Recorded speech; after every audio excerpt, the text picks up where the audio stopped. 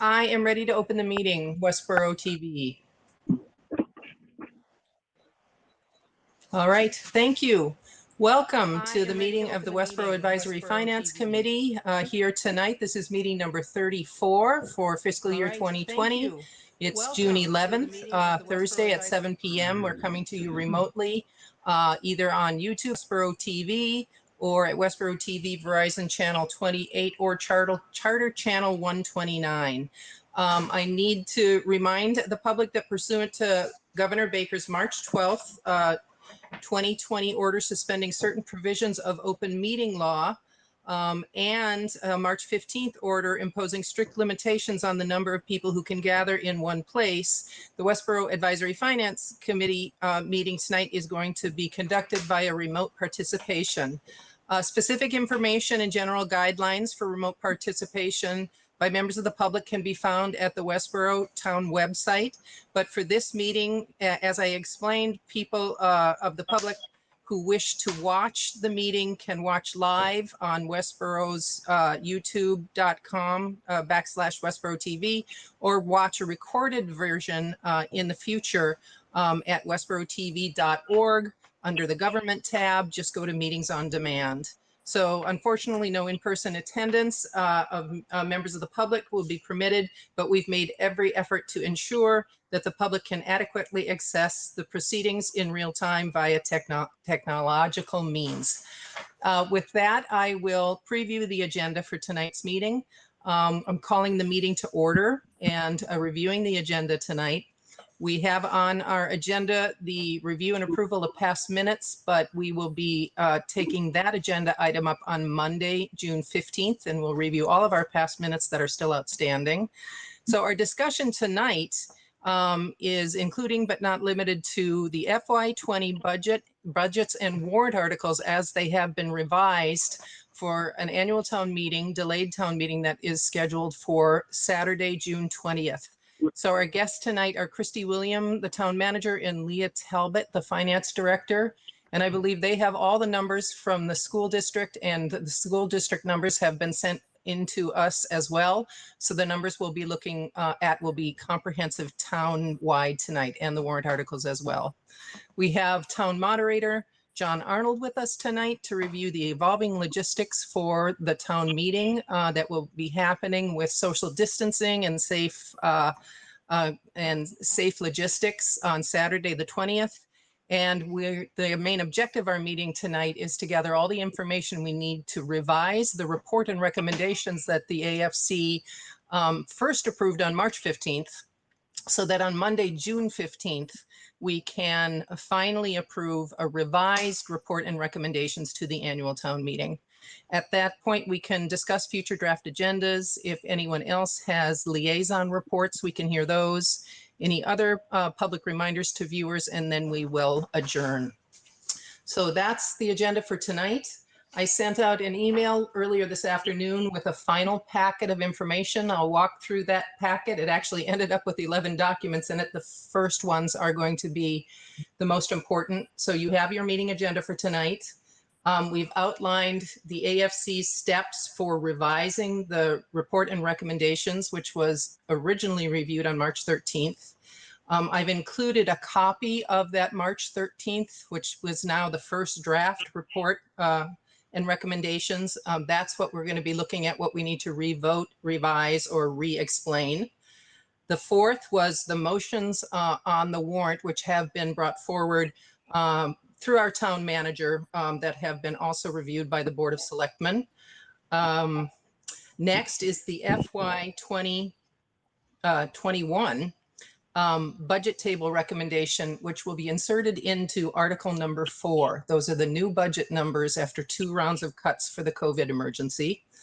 We'll revote those budget lines tonight as well. Then our financial director has put together a table showing revenue and expenditure revisions and with first and second round budget cuts. That was updated today. And then for our budget booklet, handout number 7, was the new set of financial revenue and expenditures, which will be inserted into the R&R, also. The school committee sent in final numbers and warrant article recommendations. You have a one-page summary of that. Then just extra information was on a single chart. You can see the annual town meeting warrant articles spreadsheet, which was shared with the Board of Selectmen earlier this week. You can see the FY21 table reflecting first and second round cuts specifically on the town side. And the last thing I sent over was a PDF of a more detailed look at the school department's, what we're calling COVID cuts in a PDF. So that's all the background information. And with that, I'll set the table here with the work plan for revising our report and recommendations.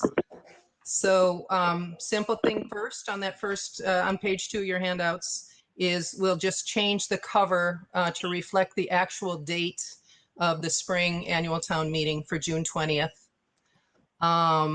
At a glance, we have the town moderator do an overview of at a glance. I don't know that that has to be revised, but John Arnold has said he will let us know by Monday if any of that information needs to be revised.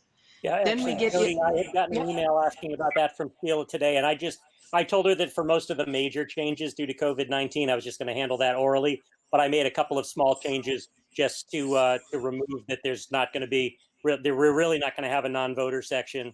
And I'm going to, for this meeting, going to revise my time limits down to 2 minutes for speeches and 5 minutes for presentations, unless people can convince me or the meeting that they need more. Okay, so those have already, changes. she's all set. That's great. That's, Yep. I'm checking that off my list of things Yep. to worry about then. That's done. The AFC meeting to message to town meeting voters, the way it was written this time, we actually spent a lot of time on it, and it had sections that I'm going to be rewriting this weekend. But before we end the meeting, toward the end of the meeting, if you have any specific comments that you think should be inserted, I will entertain those suggestions now. You can also send them to me in writing. Then the financial tables, those have been provided for us by the town manager and Leah Talbert, the financial director. We'll go through those next. The index of articles and summary recommendations, we'll revisit some of those votes. So each one might have some different information under it. And then the warrant, we will have revisited all the articles and include any new votes under that. And then Article 4 is the new operating budgets table, which we'll insert, and we're reviewing that tonight as well. So I think the next thing I'd like to do is go to the budget tables. That's handout number 5. That is what's going to get inserted in Article 4 in the warrant. And then next, the financial revenue and expenditures estimated for FY21. There's one version that reflects round 1 and round 2 of COVID cuts. I think that's an FYI and not intended to go into our report and recommendations. But handout number 7 is the revised financial revenue and expenditures estimated for FY21. That's a two-page handout, and that came in from Leah Talbot today if she would like to review that with us. So Christy, I'm going to ask if you have any comments or any updates on the new budget table that gets inserted into Article 4 of the budget. And you reminded me that it's not a part of the warrant. This is something that gets inserted into the warrant.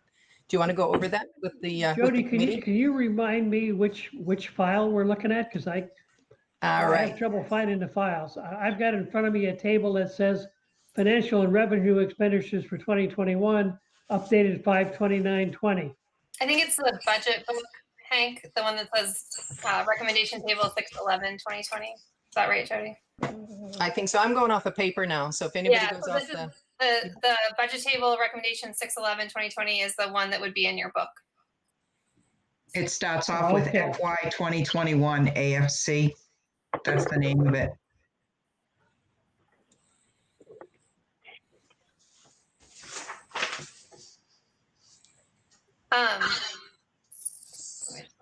So in terms of anything to tell you about, just we're showing all the budgets compared to FY20. So a lot of the presentations that we've done for you recently have shown you sort of where we started with fiscal 21 and then where we were cutting. But the spreadsheet that'll be in your book will show FY21 where we ended up compared to FY20. And so that's what you'll see in your book, because that's what people are voting on. Beth is asking me to share, so I can share my screen.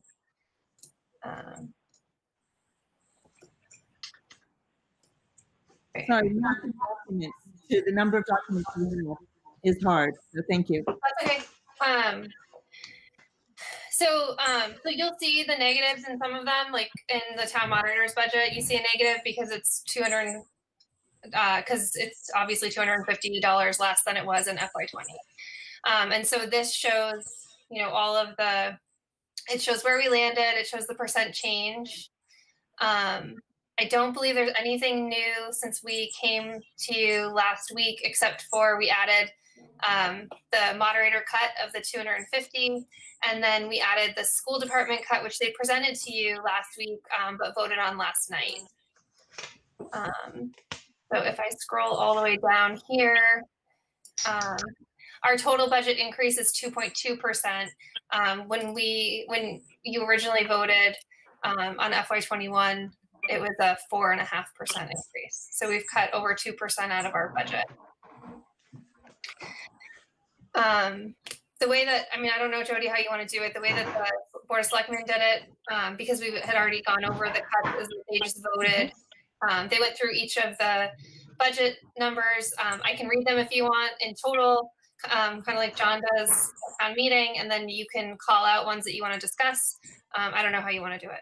Yeah, that would be a great way to do it. If you start at the top with the first line being town moderator, and if you want to walk through them because you're looking at them closely, and anyone call out a question if you want to revisit it, and we'll vote the exceptions separately, and we'll vote anything that was unquestioned as a block.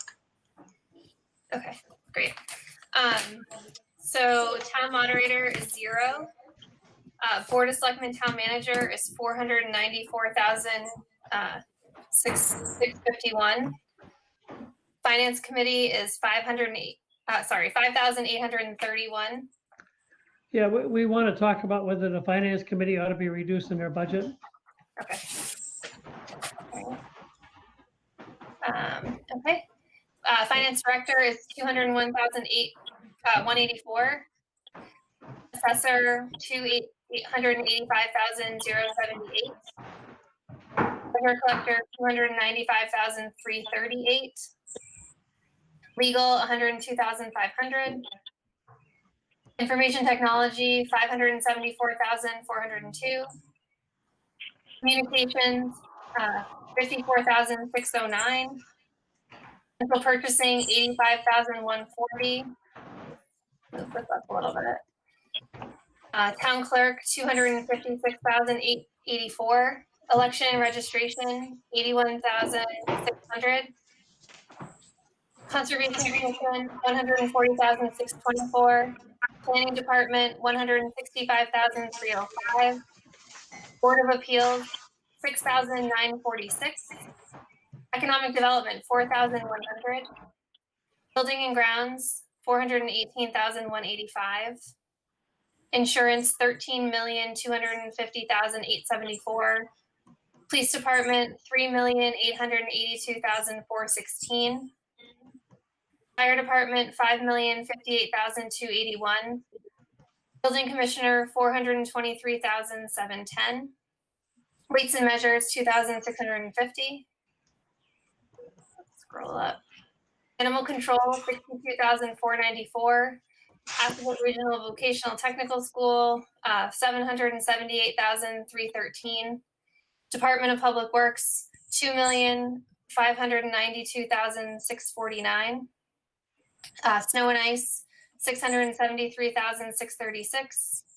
Electricity 304,965. Landfill 691,315.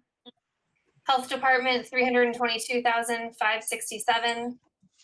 Council on Aging 352,174. Youth Commission 230,401. Veteran Services 98,078.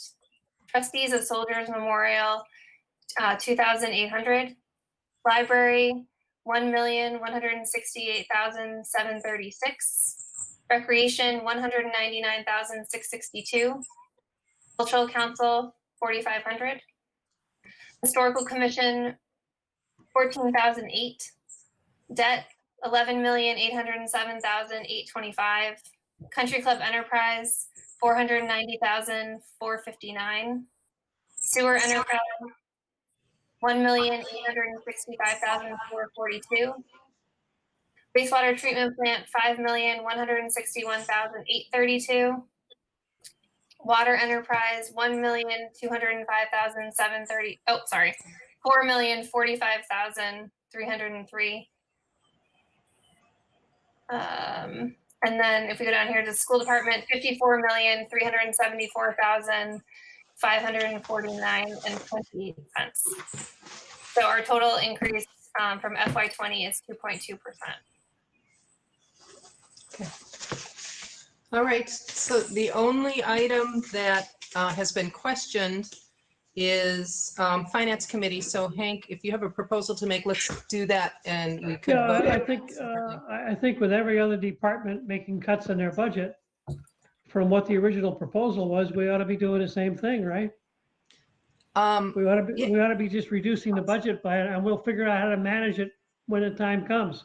That would basically be reducing the salary of someone we don't have hired right now. But Well, you're not paying a salary if you don't hire them. right, so we have effectively reduced the budget, but I don't think it's fair to expect Sean to seriously, and I thank him for it, to write up the minutes forever. We do need to have the ability to hire an admin. I didn't say zero it out. I just said reduce it. So I have a couple of comments on that. One is that we have an leftover balance this year because we've been operating without an admin, and I've effectively been the admin. Sean and I have shared admin duties, and I agree we need an administrative assistant. We also haven't done the printing cost yet on the town meeting report and recommendations, and there'll be a few redesign costs too, because we're doing the design phase twice. It's also, I want to ask the question, if we cut 10% would be about $500. If we cut this $500 out, how much time will it take to recalculate all these numbers for Christie's office to generate new documents for us to insert on Monday? So Leah actually does that work for your new documents, and she lost power at her house. So Okay. it's not on anymore. But I mean, we can do it if that's something that you want to do. I know Leah is leaving. When do you need it for Monday? Yeah. Yeah, I mean, Leah's leaving tomorrow morning. For Monday, so. Oh, she's back on. She's back on. I'll let her speak for herself. And Leah, did you hear my question? I heard nothing. I power at my home, and so all right. We're I had to call considering in on my phone. Yeah, we're considering the AFC budget line, and we're considering whether we should take a 10% cut. Did we lose you again? Are you there? We're considering whether we should take a 10% budget cut, basically symbolically, because everyone else is making sacrifices. So my question is, if we cut $500 out of our budget line tonight, how much work is it for you to rerun all of the numbers by Monday for us to insert into a draft? Well,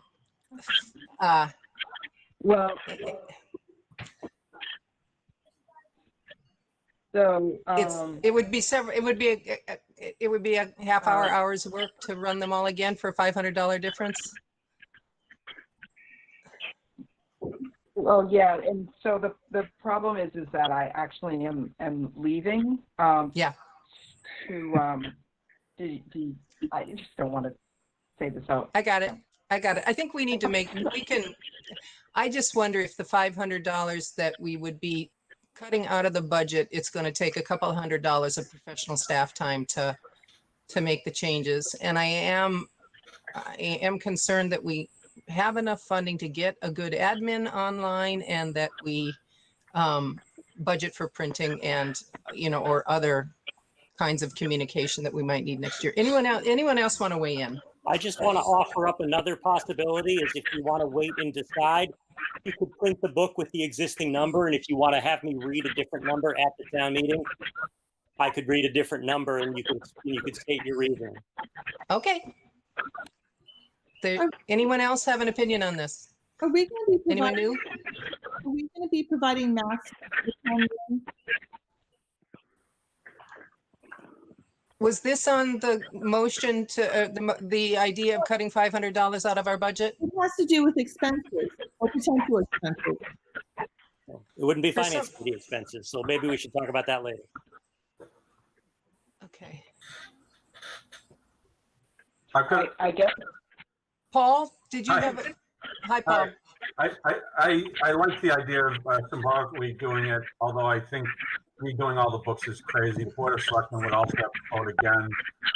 I don't think that's worth it. But if we want to do John's idea, that's okay with me. But otherwise, we probably should have done it earlier. That's easier administratively to make the cut as a motion on town meeting floor. Right. I could support that. Anyone else? I think that's a good idea. Okay. So let's. And then John would be announcing our cut. I think John would then be announcing our cut to everybody at the meeting. You know. Yeah. Right. If you give me a new number before I read, I can explain. I can read the new number, and I can explain that it's a new number based on information that wasn't ready at the time of print. All right. Yeah. Okay. If that's what I'm understanding, we'd vote the number as we're seeing it tonight, and then we would take floor action to reduce our number at town meeting, if that's the way we're feeling the day of town meeting. Hank, does that satisfy you? Yeah, I believe that's a good way to do it. Okay. All right. With that, then I would entertain. Jody, Oh, who's Jody, there? I'm sorry. This Oh, is Andrew, you're with us. Okay. Yeah. I am. I've been from the get-go. Okay. I wanted to also call out there was the Country Club Enterprise Fund. As we were going through, it was one of the very few that didn't actually reflect a negative. The other ones were things like electricity, which we clearly have no control over. But may I ask the question about the Country Club Enterprise? Is it that that they have opted that, or have they suggested they're already running on bare bones, or have they not been approached about the possibility of any possible savings? I guess I'm missing something. The Country Club Enterprise reflects a minus 0.6% reduction compared to last year. That is true, but And the started dealing Country with the Club, COVID cuts. the Country Club needs to renegotiate. We have to go out for an RFP for the Country Club manager. That's normally a multi-year contract, and we're expecting minor. They're expecting minor increases in the cost of hiring somebody. So I guess what I'm hearing is that since all of these other departments were asked to consider cuts in light of COVID, the position of the Country Club Enterprise is that from the budget that was originally proposed, which to your point is 0.6% down, that there are no opportunities for any savings seen because, in light of what we're dealing with COVID. So can I just answer? Leah, did you have something to offer? Yeah, sorry, I'm trying to get back online. Sorry about the feedback. I'm trying to get back online. So the Country Club, we did talk to them, but we mostly talked to them in reference to their $42,000 article to not bring it to town meeting until the fall. They are, as Hank said, kind of strapped as far as what they're trying to do to increase their revenue, and also with their superintendent contract. That's, there's a lot of flux in there as far as what we're trying to do when Jack leaves and such. So I guess basically where we landed with them was where they the only thing they could come up with at that point was the $42,000 to move it to the fall. Okay, thank you very much. I appreciate the feedback. So Andrew, would you like the opportunity to vote that line separately, or shall we leave it in with all the other lines? No, I really just was hoping to hear the narrative around what the conversation was about the COVID impact. And I've gotten that feedback now. So I'm happy to Okay. vote it with the rest. Thank you. Okay. Great. I'd entertain a motion to vote on all of the budget lines in this document as a block. Vote to approve them. I move that we vote to approve the budget as amended in this block for the upcoming town meeting. Bradley, second. Oh, okay, that's Bradley's a second. We'll take a voice vote and I'll go down the list of folks as logged on. Paul? Paul, yes. Hank? Yes. Terry? Yes. Sean? Yes. Mike? Yes. Jim? Yes. Beth? Blumberg, yes. Andrew? Bradley, yes. And Jody Hensley, yes. So that's a 900 on all the budget lines. All right. The next thing we'll do is go through the financials that Leah Talbot has prepared for us in the town manager's office. And then that will be followed up by reviewing the warrant articles. So Leah, if you're still with us, I got two documents from you. One is a table that reflects round one budget cuts and round two budget cuts. My question is this for our information, but not necessarily going to go into the report and recommendations, or was this to help us give some context in the report and recommendations? No, that was just for an information for you and the selectmen.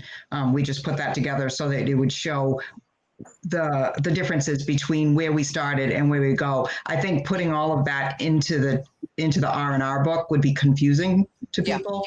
And I feel like the department heads have taken a lot of time and really have systematically looked at their budgets. And I'm not sure that we want all of their cuts to start being discussed on town meeting floor. We'd be there for days probably. Okay. So it was just for your information only. And then the document that I provided that was the normal 2-page document that just goes from 20 to 21, almost ignoring what's happened over the last 3 months. Okay, but we have it for the record here. Well, just to yes, add, Christy? My intention was to, for expediency at town meeting, I'm not sure that I would do the state of the town, but do a presentation at this article. And so my intention is to do a presentation showing people what we have done over the last few months, but not be so specific that it gets confused, as Leah was talking about. I think that's a great idea. Leah, then the 2-pager, do you want to highlight anything in here? Some of the, do you want to draw our attention to any of the more significant changes that got us to, it looks like a tax bill that looks very much like the tax bill we had before? There's not a whole heck of a lot to talk about, except for the fact that obviously we realized that our revenues were going to have to be drastically decreased. And if we wanted to keep the tax bill similar to what you and the Board of Selectmen had voted on back in the middle to beginning of March, that obviously we couldn't increase revenues, so we had to decrease costs. And so if you see that there's decreases in the local receipts and the state aid, there's corresponding decreases to all the budgets. And so it's just, again, systematically showing you where we were with our first cuts, where we were as far as the revenues go, and what we were looking at for decreases that we were hearing in the very beginning of what we should be looking at. And then obviously the second cuts were more information from constituents and other people in the state, basically deciding where they were going and reaching out to peers. And Christy's been on a number of Zoom calls with her peers and myself with mine, and just kind of asking everybody what you're doing. And thus we got to lowering the local receipts and the state aid once again. And by doing that, again, in order to keep the tax rate and the tax bill the same as what was originally proposed, we had to lower more budgets because there's not much else you can do if your revenues are going down and you want to stay the same, except for cut expenses. So Christy, I wanted to ask you too about, we had to deploy some of our reserves, and this is exactly what we keep reserves for. Did you want to comment on the fact that we used some free cash and reserves, and then sort of the health of our balances, even though we had to do that? Yeah, so actually we're proposing, and you saw in the motion, to use $750,000 of free cash to offset operating expenses. Considering our $3.3 million estimated shortfall, I think we should feel really good about that. And certainly that leaves us with a healthy amount of free cash going forward. Obviously, the majority of the appropriate articles that have an appropriation attached are being passed over for consideration in October, when we hope to have more information about state aid. Okay. Christy, I don't see a free cash transfer in the summary sheet. It's in the. It's in there. It's in the article. It's in the article, yeah. Oh, so the heading that says articles, ATM articles, includes the 750. I'm looking at what you're looking at. I mean, I'm looking at the FY21 booklet draft. Yeah. It shows it doesn't. There's not a lot. It just says free cash used ATM articles. The 750 is the free cash used ATM articles. Yeah. So if you look at the second page, let me just share it so we can all. Okay, so it shows up on the second page. But I'm only asking because I think we really need. I mean, if someone like myself who's been dealing with this stuff for 5 or 6 years has a hard time understanding where that's happening, we need to highlight it somewhere in our dialogue. Yep. Okay. All right. I'll note that. Yeah, and I agree, Hank, and that'll, in addition to what you put in your book, I'll certainly say that in my presentation. Absolutely, but the more times you say it, you got to tell people 10 times that they won't understand it. So are you requesting that I change that first page? Is that what we're saying? I mean, I would prefer to see a line item on the first page that talks about free cash used for operating expense or whatever heading you feel is appropriate. Okay. I thought we meant that Jody was going to put it in the dialogue. Put it in our text. We can definitely put it in our message. Yeah, the problem is if people decide not to vote for that, it's hard to understand the impact on the tax levy. Well, that's what the message, that's the challenge in redrafting the message. You guys can include it any way you like. I'm just suggesting that thoroughness would show that that's an unusual line item. It's an estimated non-tax levy revenue, and it's not clear that it's there. ATM articles usually refers to the capital transfers and such. You do whatever you want. Okay. No, I think it's a good idea, Hank. I'll change it. I'll change it tonight. It's also mentioned in the motion, right, for Article 4. It's like the very first thing. 750,000 be appropriated from free cash. So it is pretty clearly stated when it comes up and can be highlighted at that point verbally, as this is an unusual thing. So let's put it in both places. Yeah. This way it gives it some more emphasis. Yeah, it is. We're using free cash for operating expenses, which is not routine, and we should explain that to people. That this was... and next year when that line item goes away, we can show that line item went away. Okay. So Hank, you're talking about page 2, line 2. Page 1. No, he's talking about page 1. I'm talking about page 1 under the heading called Estimated Non-Tax Levy Revenue.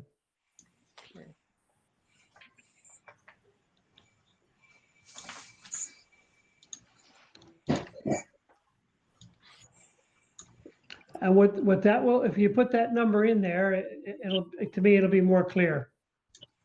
So Leah, you thought you could do that? Yeah, I can do that. Okay.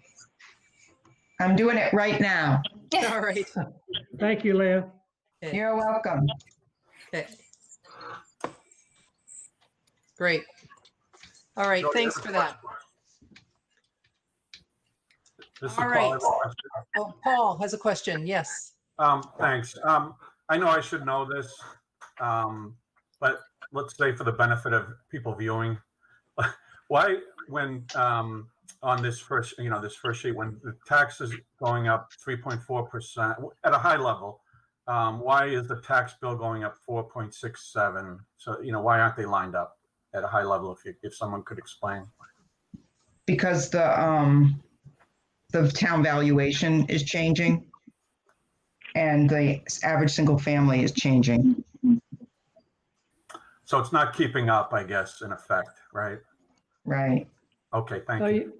Paul, the problem is your house is worth more money, so you're gonna pay more taxes on it. It's Yeah, the but not- same house, but it's worth more money. Right. Thank you. You're welcome. Okay. So this table then, with that one change Leah's going to make for us, is going to be included in our R&R. All right. Does anyone have a suggestion on what you'd like me to call it? Just free cash used to lower the tax rate, free cash used to put towards the budget? I think towards the operating budget. Maybe put COVID in there. Right. The COVID-19 operating budget reserves. Not reserves. I think it would help if it mentioned lowering the tax rate. This is what's on people's minds. Let's put it down in black and white. Christy, do you have a comment? I mean, it has to be short. And you're deploying free cash for operating, which you tell us is something that we don't really do. So this is an exception. It's an emergency measure.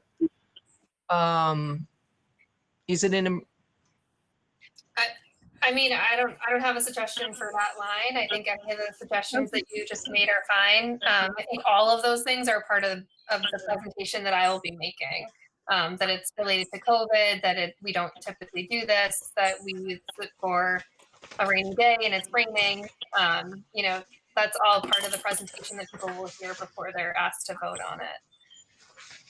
COVID-19 tax relief. It's not really, or operating expense tax levy. No. I mean, the probably support.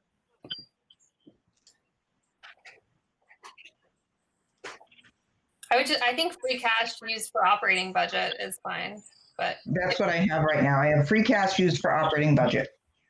To stabilize tax bill. I mean, that brings up, it's not a stabilization account, so Yeah. that confuses it as well. Well, by having free cash used for operating budget, it specifically states it's not articles, which is what addresses Hank's issue. Right. I think free cash for operation, that aligns with that makes it easy to tie it back to the financial policy. Yeah, it doesn't address it doesn't address Mike's concern that we're doing this specifically to fill the budget gap and stabilize the tax bill, but that's an entire sentence. So I think if you keep it simple and make it understandable to everyone. And that's why I advocate using the words cut tax or reduce taxes. I think people get that message that we're using that free cash to help them in this situation right now. So that would be free cash for operating budget to stabilize tax bill or to lessen tax bill or. Don't use stabilize. Yeah. Yeah. Hey, Michael, do you have the motions in front of you? I do. So the motion on Article 4 specifically says, I further move that the sum of $750,000 be appropriated from free cash to lower the tax rate.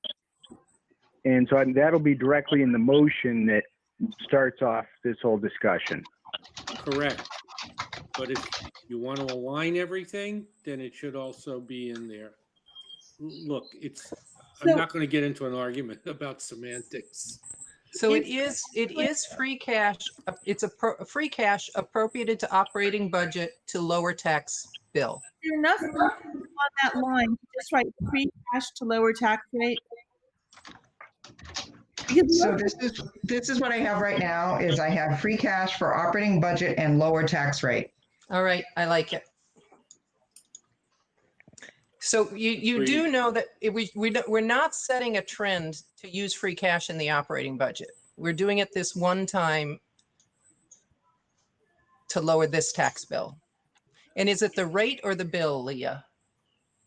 Well, it's technically to lower the tax rate, which lowers your tax bill. So when we put it through on the recap sheet, there's basically a line that you put this money towards, and it's called lowering the tax rate, which is why we stipulated that in the article, in the motion, because it's not for a specific, it's not for the police department, or it's not for the school department. It's specifically going against, it's adding to your revenues and therefore lowering your tax bill. If it wasn't there, your tax bill would be higher. So it lowers the tax rate, which lowers the tax bill. Okay. Can I just ask that, and I know this is semantics, if you go to and, we change to 2? Pardon? So when Melissa said out loud that for operating expenses and lower tax bills or whatever, it's operating expenses to lower the tax bill. I mean, because we are doing this very much for the specific purpose. And so I think the word to is the appropriate word rather than and. Okay, free cash for operating budget to lower tax rate. Yeah. And I can't fit anything else. Okay. I made it smaller already. All right. I think that has everyone's concerns addressed and it's cited in the right place. Thank you, Leah, for doing that for us. No problem. All right. Then these financial statements are ready to go. I don't think we need to vote on those. That's just part of our explanation in the report and recommendations. All right, next let's look at the warrant articles. And one way to review them would be to look at the motions. And we've already voted all of these articles, but we'll revisit them now. So there's a block of articles, which John Arnold sent us a document that had all the articles that have been recommended to pass over.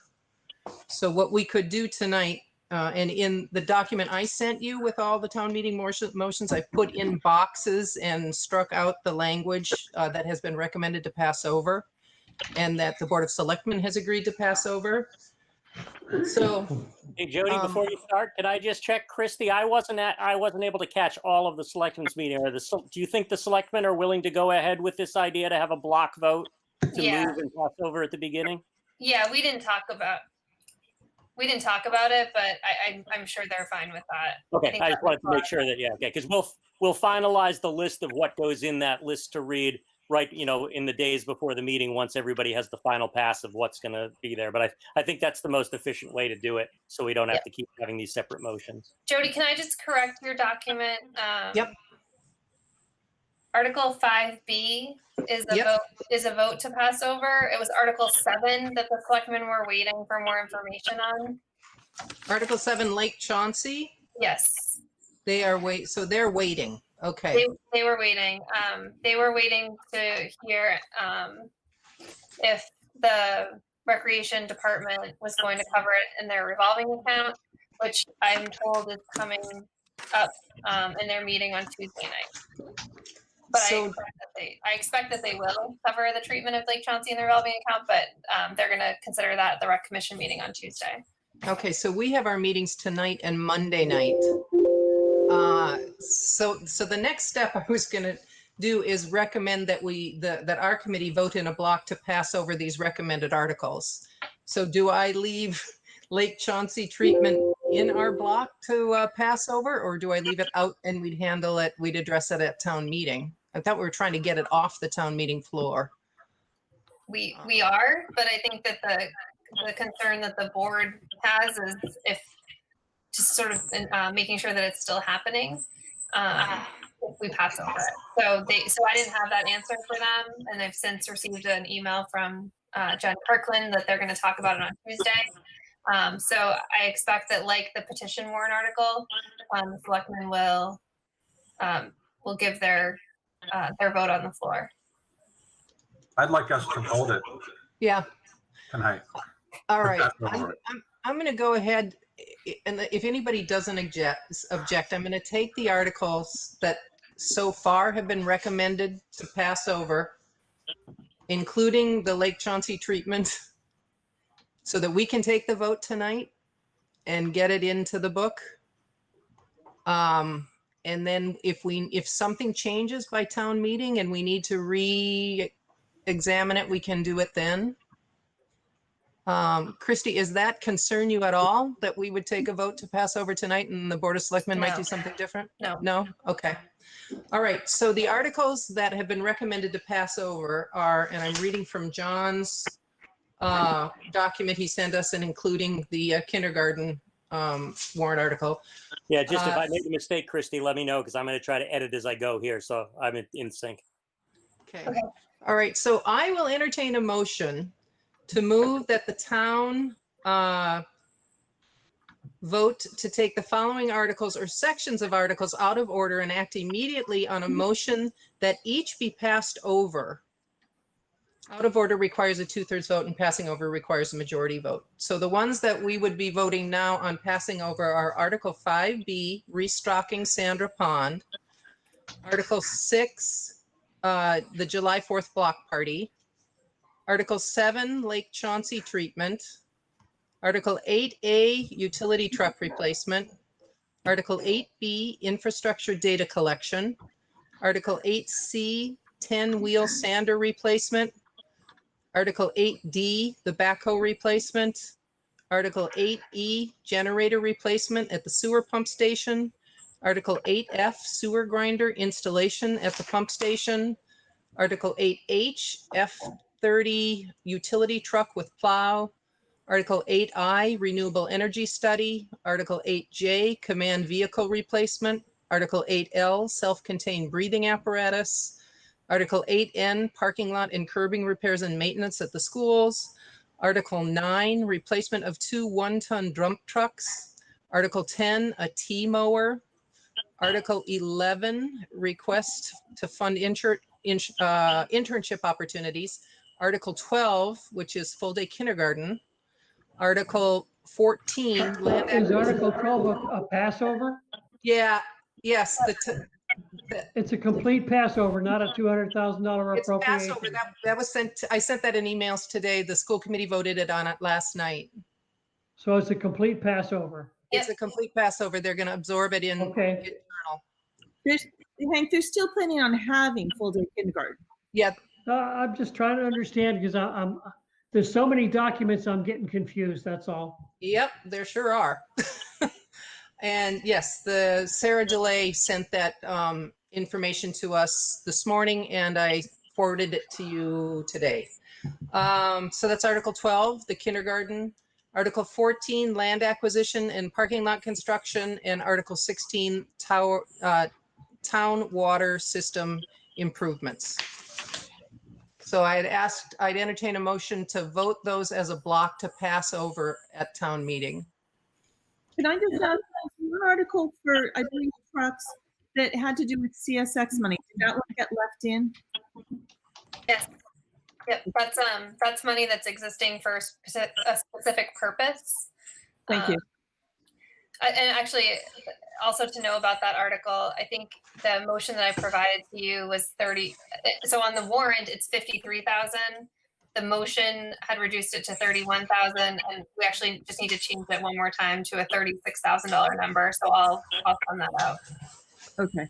Thank you. All right. So we Do we should have a vote motion? that separately too. Did I hear a motion to pass over those articles? I Nope.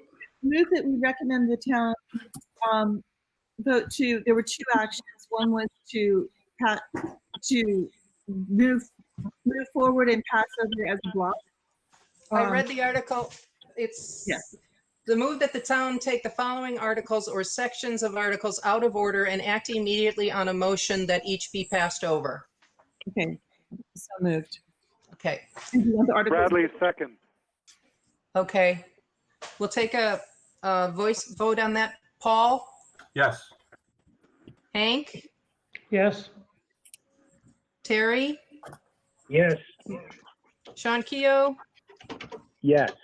Mike Beretti, Yes. Jim Driscoll, Yes. Beth Blumberg, Lumberg, yes. Andrew Bradley, Bradley, yes.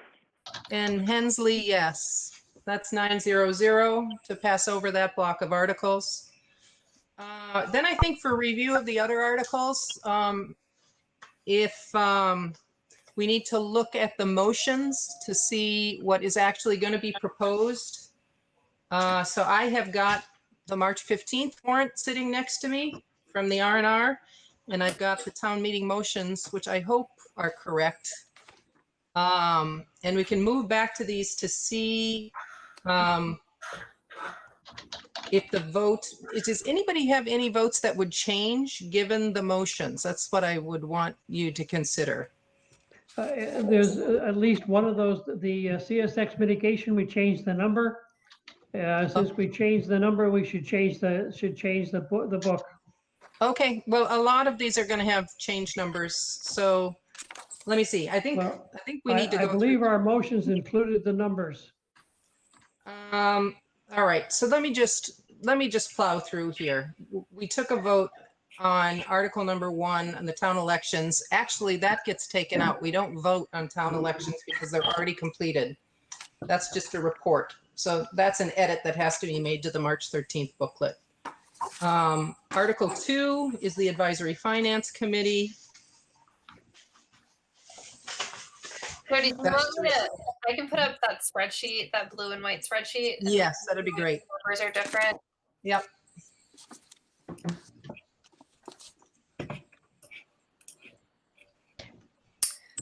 So all the ones that are going to remain for a vote are in blue. So Jody was just going through them. So the first 3 are the same as the same numbers and motions you would have considered previously. The budget you just voted on. The reserve funds would be the same. That number hasn't changed. The white vote is a vote to pass over. Tuition reimbursement and the cable TV budget are the same. The pump station assessment and updates is the same. Ambulance purchase is the same. The cruisers is different. So this is for one cruiser, and we've pushed the rest of the vehicles to October. Okay, let me see what our vote was on that before. What, can you point out the warrant number? Article 8I? 8M. Yep. All right. The vote on that was 800 before. Does anyone want to make a motion to revote that? If not, we'll just leave it as is. Okay. We should make a motion before we vote it. We're voting on it amended. Because we've lowered. I agree that we should vote the correct number. All right. So I make a motion that we, and is this a free cash? I make a motion that we transfer from free cash and appropriate the sum of $65,000 for the purpose of Article 8M. It's one new cruiser. Is it? I have 85. Okay, am I reading an older document already? Because the one I have is 65. Oh, I may have the wrong one. The one in your package, I believe, said $65,000. Yeah. Okay, I was looking at that other document still. And this blue document still says 65,000. So I think it is 65 unless Christie pops up. I'm sorry. It's 65. The cruiser is 65. Yeah. So I made the motion for 65,000. Well, there was a Bradley, second. second. All right, we'll take a voice vote on that. Paul Keough? Paul Hegel, yes. Paul Hugel. Sorry, Paul. The motion says 65,000. Okay, right. Okay, I'm looking at the wrong one. Okay. Yep, 65,000. Hank Roush?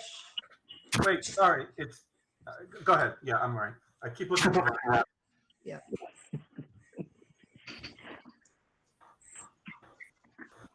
Hank Roush? Are you with us, Hank? Microphone's muted. I'll give you a second. Sorry, to- I was on mute. I'm with you. Yes. Okay, Hank's yes. Terry McGoldrick? Yes. Sean Keough? Yes. Mike Beretti? Yes. Jim Driscoll? Yes. Beth Blumberg? Blumberg, yes. Andrew Bradley? Bradley, yes. Jody Hensley, yes. So that becomes a 900 on the new number. And the new number is 65,000. Okay. All right. And then the next few are Passover. Okay. And until Article 13, which is the land acquisition at 30 Belknap, and that has not changed. That number has not changed. The 9 Grove is the Passover. The Off Oak Street number has not changed. Let's see. 17, Article 17 has the number has not changed. Article 18, the number has not changed. Article 19, the new number is, I just have to find it here. 36,260. Oh, is that Brand? I've got a 31,260. It's Yeah, 36.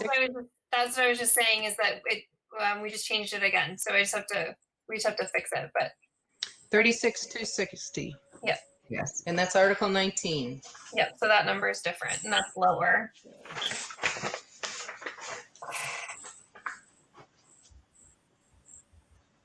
So do you want to vote on that one or are you all I need a motion to vote Article 18 in the amount of $36,260. I recommend that the town vote to transfer from the CSX mitigation receipts reserves account and appropriate the sum of $36,260 for the purpose of this article. Bradley, second. All right, we'll take a voice vote. Paul Hugel, Yes. Hank Roush, Yes. Terry McGoldrick, Yes. Sean Keough, Yes. Mike Beretti, Yes. Jim Driscoll, Yes. Beth Blumberg, Blumberg, yes. Andrew Bradley, Bradley, yes. and Jody Hensley, yes. So that is a 900 with a new number. Okay, Christy, that's the last with a change, huh? right? So one thing I don't know, and John Arnold might know, is if we have a motion for the citizens petition. I'm still trying to track down Mr. George to try to find out if he's comfortable with doing a Passover, in which case we'll add it and he can bring it at a future town meeting, or to have a specific motion to refer to a committee. So I'm still trying to get in touch with him, and I'll have that as soon as I can. Okay. But I'm trying to make it such that it doesn't get into a prolonged debate, because the way the article is crafted doesn't lead to a clean, crisp debate to make a decision. So I'll keep everybody informed once I get that nailed down. All right. And the way we had it in our report and recommendations was that the AFC will make a recommendation at town meeting. Yeah, and that's what the selectmen are doing as well. And if I can get a confirmation of whether passing over is okay, I'll let people know if possible before their meetings, or we'll just handle it that way. Okay. Thanks. Great. Thanks for your help. That was a lot fewer votes and changes than I thought we needed. So that's great. I appreciate that. Sure. All right, let's talk about town meeting logistics, John, and then we'll talk about comments that people want to put into the message for the voters. So next, town meeting logistics. Jody, can I interject here for a moment? And it's just yes, Mike, where are you? There you are. Yep. Okay. Christy, at the last meeting, I asked both you and Leah if you're thinking about alternative strategies, acquisition strategies for all the CapEx that we've got. And I know you guys have been really busy trying to get your arms around the current FY21 budget. But October is going to come upon us really fast. And essentially 3 months after we have this town meeting, we're going to have to make some real serious decisions depending on what kind of state funding we get. We're going to have to make some real serious decisions about cash preservation again and about capital expenditures. Do you have a plan, or will you be planning to do some review of alternative financing strategies if those needs still exist in October? So first of all, I would say that those needs are going to exist, definitely. And we will definitely look at that. We're going to be looking at all of those articles as they come up, because it's possible that we will only put forward some in October if there's some that we can push off to a future year, understanding that the longer we push off capital requests, sort of the more they build up in the future. But I don't specifically as a plan for leasing. We haven't gotten there yet, but we will absolutely, as soon as this town meeting has passed, Yep. Be working on that. Yeah, I didn't intend for you to start doing Yeah, that I now. think that you might wait. Yeah, but I do think that we'll be looking at the creation of what October town meeting will look like as soon as we, certainly very quickly after this town meeting, but definitely as soon as we start to get some indication from the state on what their numbers will look like. And then also when we get some more indication on some of the COVID relief money that's out there and what it can be used for. And plus any increased economic activity in the town. Right, of course, absolutely. And that's something that's a good reminder, Mike, is that, we made these projections and, we feel good about our estimates. And so certainly this $457 increase based on all of these things that we just talked about could change. So. I don't want you or Leah or any member of your finance team think that I'm being critical. I just want to make sure that it gets out there that we look at this stuff. No, okay? It's our obligation to see what those alternatives might be. Yep. No, Mike, I think it's a great idea. We're definitely going to have to look systematically and strategically at each request, because obviously we to lease a police cruiser, if we're going to have to buy another one next year, I mean, if that's just pushing the can down the road. But maybe, for instance, the air packs that have a 20-year life, something like that, certainly we could look at spreading out. Leah, I agree. There might be certain capital expenditures that don't suit leasing or some other financial option. Mm-hmm. And I mean, that's what you guys are going to tell us, I guess. Yep. Yeah. Okay. Yep. Okay, great. All right, you. back to annual town meeting. John Arnold, can you walk us through where we are and what we're planning for? Yep, sure. I think I forwarded to everyone the copy, the latest copy, though I'll admit I've been making some minor changes while you've been meeting, so I can send a copy to Christy and Wendy and Mark Stockman so we can put it on the website hopefully tomorrow and get it mentioned in this weekend's COVID-19 call after the election's done. I'm trying not to overshadow the fact that right now we're trying to get people to remember they should vote. So anyway, but there was a 10+ page sort of overview document along with a 4-page seating capacity plan that was reviewed at Tuesday's meeting of the Board of Health and Selectmen. And the Board of Health have voted to go ahead with the plan with the expectation, of course, that in these days, everything's subject to change at the last minute. So I'll just do so I've been writing a sort of an executive summary. And so the executive summary, I'll just go through my notes here, and this will be a good check, because if you think I missed something, we can put it there. So first of all, we got to remind people that the meeting's going to start at noon on Saturday, June 20th at the high school. And we're planning to proceed without a break until the meeting is concluded or until the voters act to adjourn. So the idea is no 5 o'clock break. I'm hoping we'll be done by 5 or 6 o'clock, but I think we're just because it's going to be complicated to get people into the rooms and seated. We're just going to stay and work through it as best we can. and people can ebb and flow in a socially distanced way to the bathroom as needed.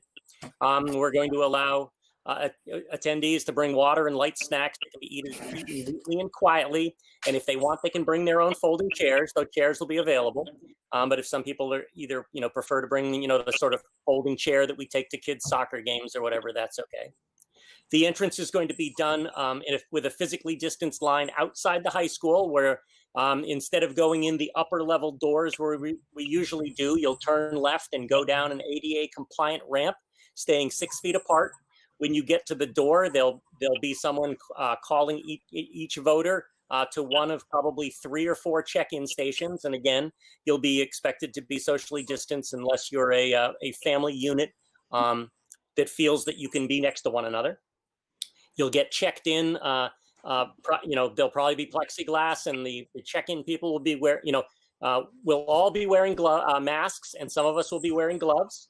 So everyone's expected to wear a mask or facial covering, except anyone who's unable to wear a face covering or mask because of a medical or disabling condition. And then there can be some provisions for taking the mask off with permission when you're speaking, but if you ever need to take it off, you have to be further than 6 feet apart from any other person or what have you. So the seating is going to be arranged so that all attendees will be able to sit at least 6 feet apart. And we're going to expect the attendees to be 6 feet apart, except for immediate household families who may sit together. So the idea is to have essentially gridded off spaces in the large Fisher Gymnasium, or some designated seats that are socially distant in the auditorium. And in one of those areas in the gym, we expect there to be 1, 2, 3 people, in a few cases maybe 4, if they're all from the same family and willing to sit near one another. And throughout the meeting, except for those family units, everyone's supposed to stay 6 feet apart.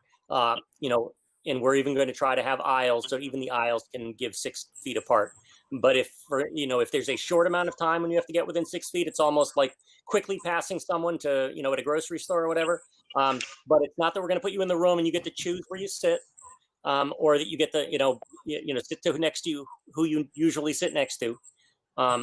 So almost all attendees, with some limited exceptions, are going to be seated in the Fisher Gymnasium, which is the largest room we have in the school.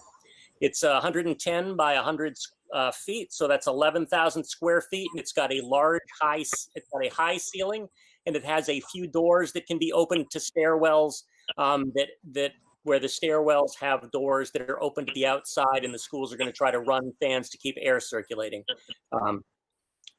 So there'll be limited seating in the Spinney Auditorium where we normally have town meeting, but that's going to be reserved for the elderly and others with medical conditions that require the armrests or the padded seats.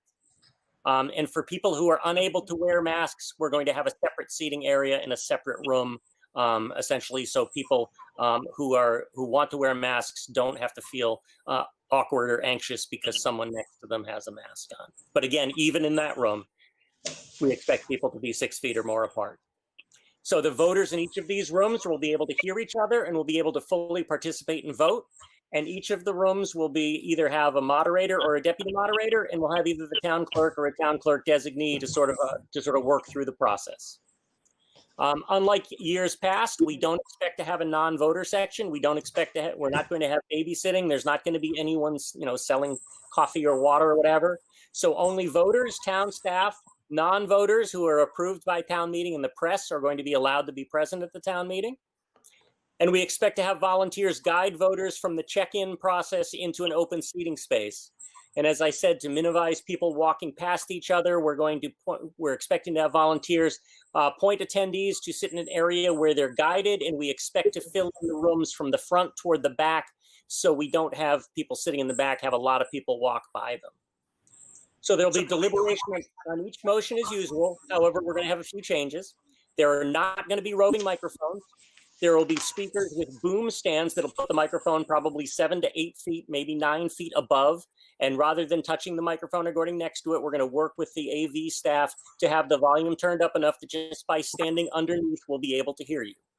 However, if there's a voter who's unable to get to a microphone or who prefers not to use a microphone, we're going to allow written questions or comments on a card And so a person who wants to have a written statement will have to get recognized by me or a deputy moderator as usual. And then the moderator or deputy moderator will confirm that the person wrote the question. Will confirm they're a voter and it's their question. And then a moderator or deputy moderator will read the question on their behalf. And also to try to keep things moving along, rather than having the usual 2.5 minute limit, I'm going to have questions and comments be limited to 2 minutes, and presentations are going to be limited to 5 minutes. And of course, if I feel that the sense of the voters is they need to hear more on a particular topic, I'll allow presentations to go longer. So that's the ultra quick summary, and I could go on and on, but I'll just let you see if you have any questions, comments, or anything you want to address. So I know, John, you had described where the committees were going to sit. Yes. Okay. Yep. So as you imagine that you're walking into the Fisher Gymnasium, which is a large gym at the bottom, near the bottom of the stairs, where you normally would, instead of turning left and going to the auditorium, you'd essentially turn around and go to the gym on the right. So you enter through what I'm considering the back of the gym. And as you enter in the back, you'll see the far wall, which is the exterior wall of the gymnasium. On that wall, between the town clerk and I, there will be a projection screen, if we can get the AV hooked up. And then as you look into the room, on the left will be a socially distanced area of about 9 seats for the selectman, the town manager, and the key staff who need to be there for a particular article. On the right, as you look in, so sort of to my left where you usually are, there are going to be 9 socially distanced areas for the finance committee. And then in keeping the model of how we usually do things, on the front row of bleachers and probably 1 or 2 seats in the front row in front of the finance committee, there will be 5 or 6 places, 6 or 7 places for the school committee, the superintendent, and perhaps the finance manager or someone else. So the finance committee, selectmen, and schools will have reserved seats, and then we'll work out how the rest of it goes as people show up. May I ask, will we have access to power in the seats where we're sitting, or? That's a good question. I will try to see if there can be extension cords so people can run laptops and stuff. I'll send that suggestion and request along to the school. Thank you. Yep, good point. John? Yeah. Sanitation. If we're going to be allowing people to get up and go and use restrooms, touching doorknobs and things like that, what are we doing for that? Oh, yeah. Okay. So, yeah, good point. So these are all the details that we talked about, but that are buried deep in, or I forgot to mention. Let me just make a note of that. We're working with the schools to essentially have all the doors that can be propped open, left prop open. So to get into the rooms, you shouldn't have to open any doors. And then we did do a walkthrough. We're probably only going to, in the men's room, we're going to only allow like 3, the left, right, and centermost urinal, and they're going to try to close off the other ones. The Board of Health says that the stalls, for people should just, try to in the stalls in the men's room and the women's room, just try to be as distant as you can. But given that there's pretty high walls, they didn't see temporary use of that as a problem. And of course, we'll be expecting people to wash their hands. We expect the school staff will be sanitizing the doors in and out of the bathrooms and in the bathrooms as the meeting progresses. All right, I have a question of the committee, and that's how many of you can attend or can attend on the 20th. I did hear today that Sean is traveling. He has a family obligation, so he will be away on the 20th. I've had a couple people concerned that they can't attend a group in a group setting just because of home considerations. I want to make sure we have a quorum of the AFC there on the 20th. Jody, is Hank Roush. I have a family commitment out of town. I won't be able to be there on the 20th.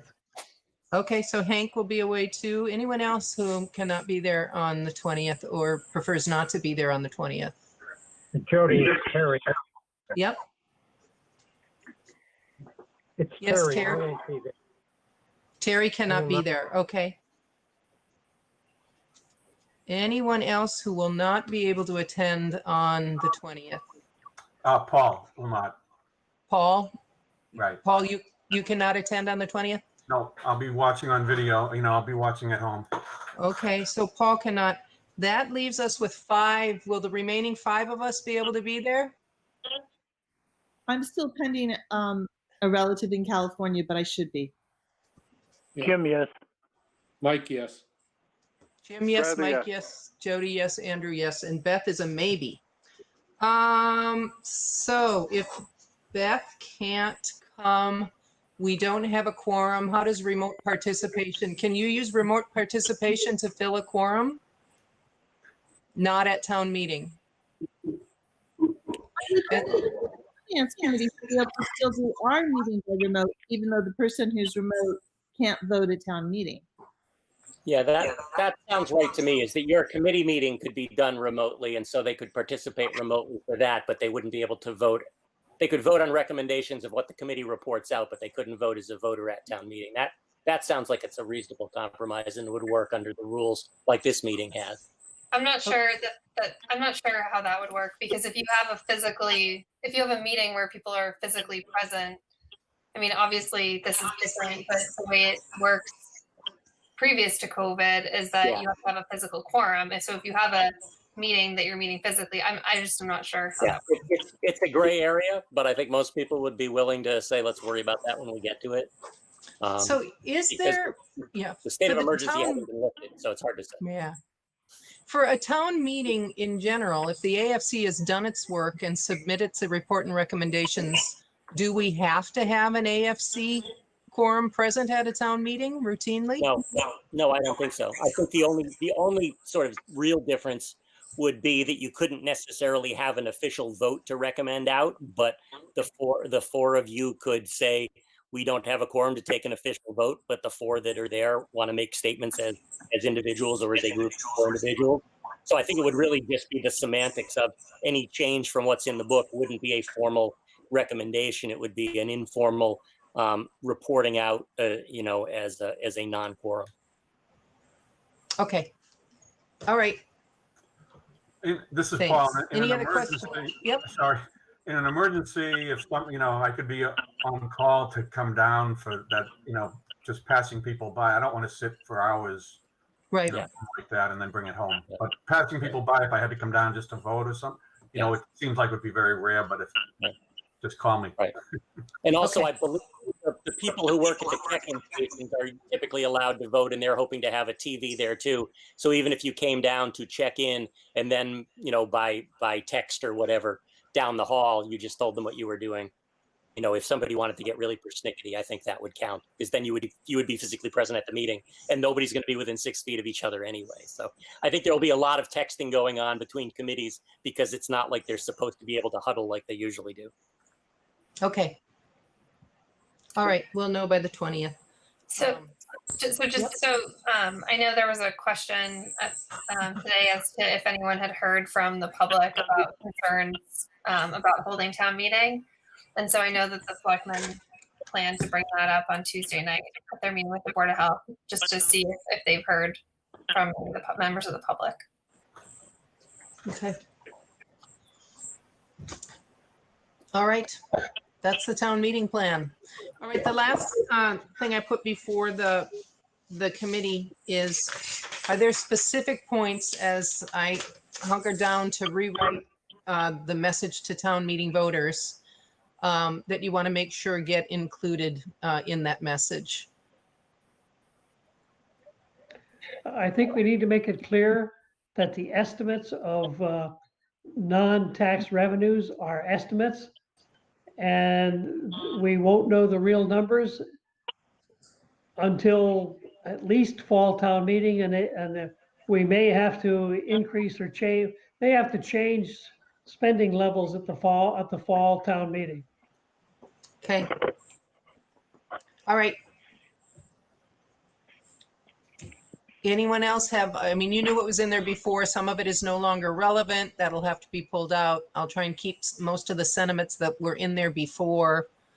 I will add some context around the COVID emergency and do a little bit of the storytelling about how we got to where we are. I'd like to, somehow have something positive that we have confidence in our town leaders, that there's been a lot of effort to maintain services without having a ginormous increase. I mean, use better words on the taxes, but we've had to make choices about services to delay, which is, a lot of it is the purchasing the new capital equipment. And we will have to reflect on what choices, in the future based on how things go. Yep. Town leaders, including school. Pardon? When Beth said town leaders, I think we should include school, maybe call them out. Even. Yep. Absolutely. Yep. And Paul, you sent me some nice language earlier today to share tonight if you had a technology failure, but there's some very nice sentiment in there that I'll weave in if you want to share it with the committee.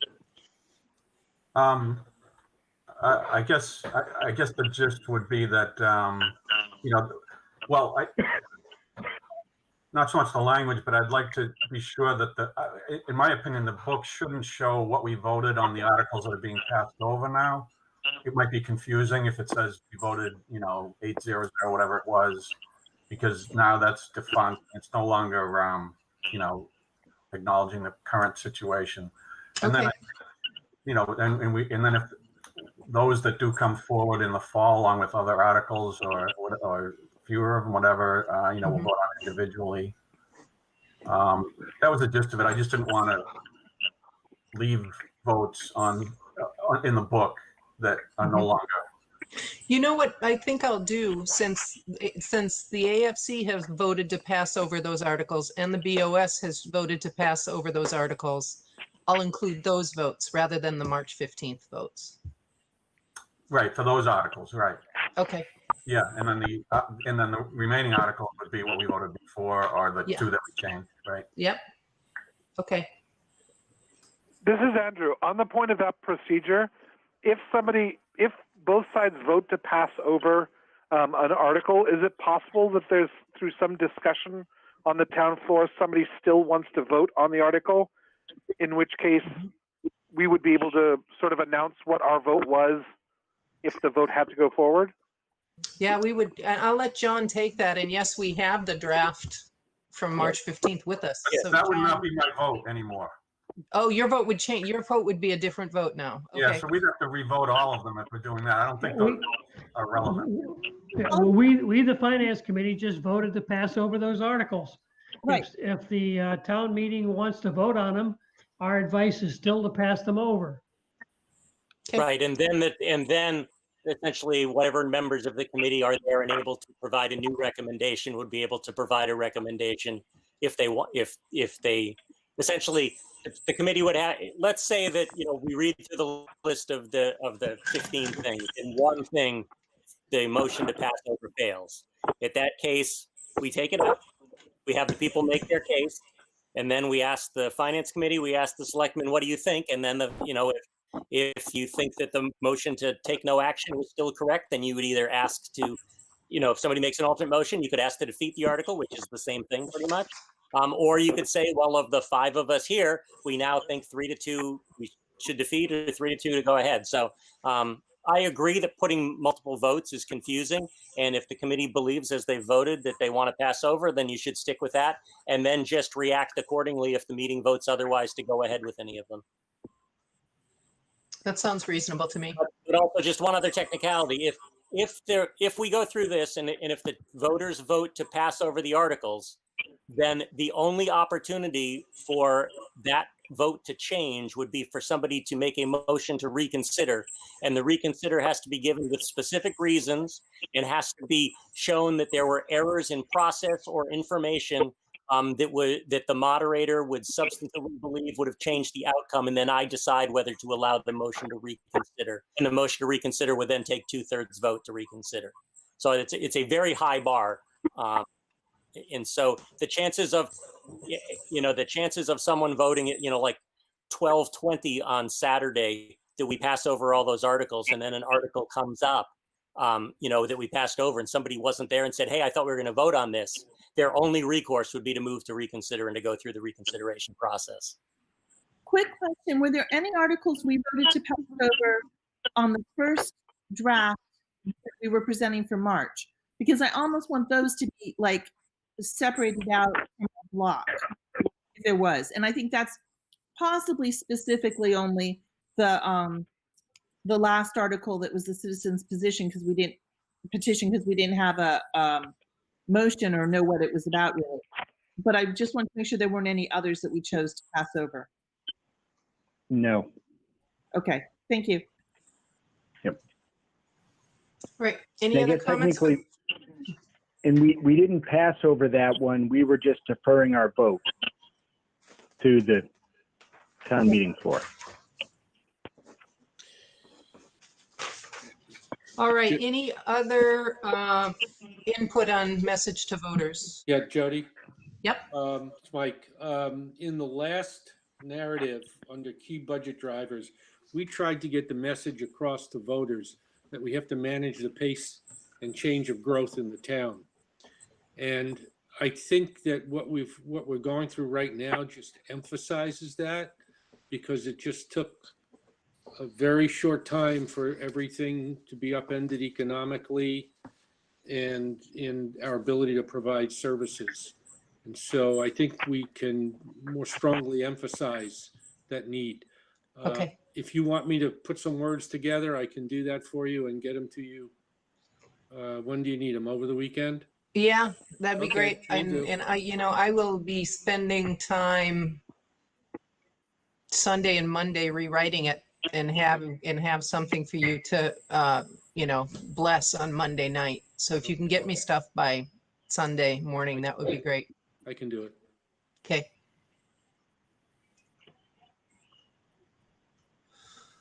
All right. I'm most appreciative that Celador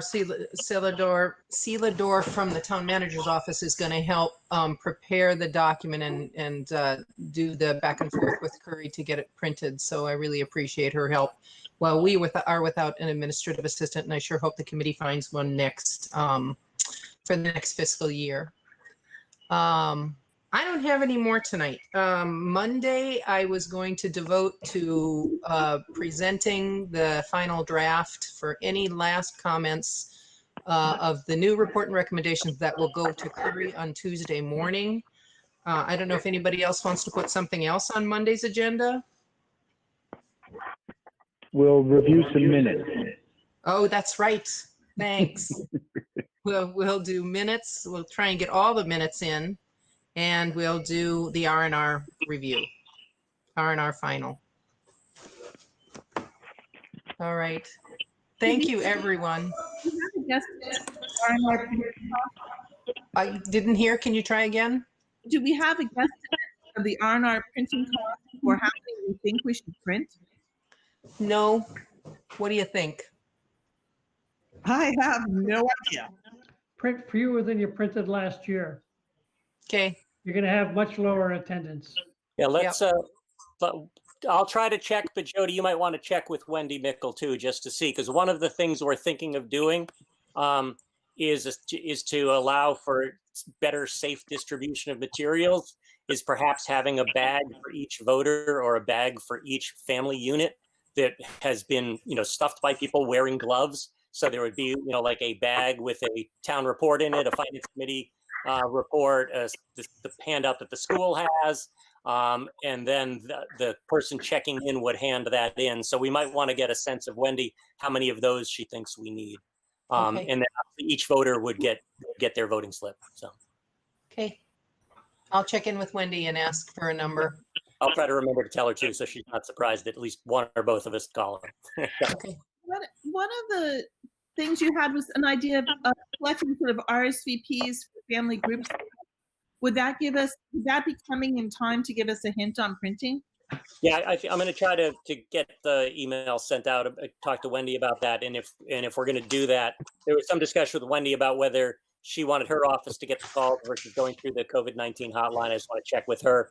But if we can get some decision about that by by tomorrow, then I'm hoping we can get that included in the reverse 911 call on Sunday. And I'm also working on finishing these drafts so we can upload on the homepage, this sort of detailed what's going to be different about the town meeting this year so people know what to expect. Okay. Thank you. Mm-hmm. All right, anyone else? My public reminder to the viewers is that there will be a town meeting, as far as we know, on Saturday, the 20th of June at noon at the high school. So And stay tuned. And elections on the 13th from. Elections on Saturday, the 13th. Thank you. Yep, that's around the corner. A town hall? Is it at town hall? You know what? I was one of those people who got in and voted early right before you couldn't vote anymore. So if anybody wants to go through the election's specifics from of 10 voting. till 2 on Saturday. Okay. And it's at Memorial Hall, up where your meetings usually are at Town Hall. There's something on the town website, and an email went out today with some special. It's going to be the usual socially distanced, few people at a time. Wait outside and be led upstairs, and you have to wear a mask, et cetera, et cetera. But yeah, the in-person voting is 10 a.m. to 2 p.m. on Saturday in Memorial Hall at Town Hall, and you have to go in through the front entrance. Okay. All right. I would entertain a motion to adjourn. So moved. I second. All right. And I got a so moved and a second, and we will do a voice vote. So that will be Paul Hugo, Yes. Hank Roush, Yes. Terry McGoldrick, Yes. Sean Keogh, Yes. Mike Beretti, Yes. Jim Driscoll, Yes. Andrew Bradley, Bradley, yes. Beth Blumberg, Blumberg, yes. Jody Hensley, yes. Thank you all, and I will see you on Monday night. You'll get a package from me earlier in the day on Monday. Thank you. Thank you. Thanks, everybody. Good night. Have a good weekend.